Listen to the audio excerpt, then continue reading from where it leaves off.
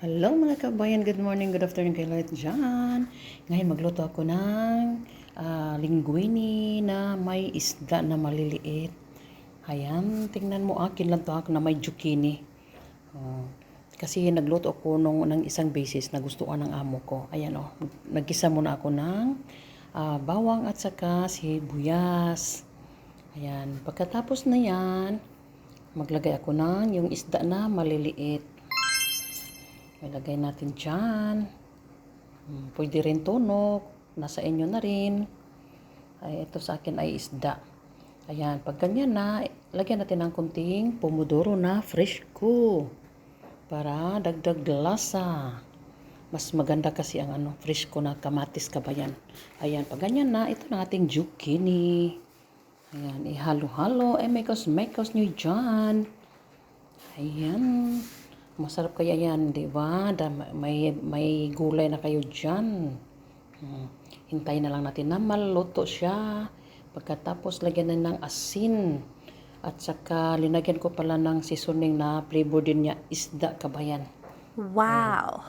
Ayan, takpan muna natin. Ayan, pag ganyan na.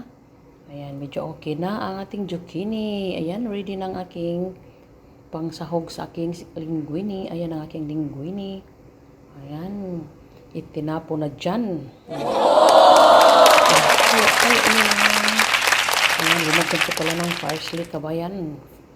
Para mas mabango siya kasi pag may parsley. Kinchay.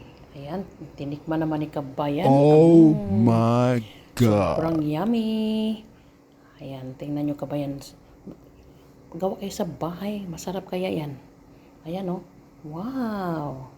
Diba? Ito naman ang aming second plate na may salad. Ayan. Ito na ang aking pagkatapos namin kumain sa aming linguine. Ito naman ang aming second plate isda na pinirito. Ayan. Linagyan ko ng ang partner ay yung salad na lettuce. Ayan. Yan lang ang kain namin dito kabayan. Masarap yan with ensalada naman dito sa Italia. Salad. Ayan. Diba? Yummy, yummy. Ayan. Tingnan mo naman si kabayan kung ano siyang kumakain ng salad. Na sobrang sarap. Tingnan mo. Lemon pa more. Ayan. The partner naman dyan ang tinapay. Walang kanin. Yan lang ang kain dito namin sa Italia kabayan. Ganyan sila, walang uso ditong kanin. Bihira lang magkanin ang amo ko. Ayan Wow. Yummy kabayan. Thank you na for watching. Bye bye.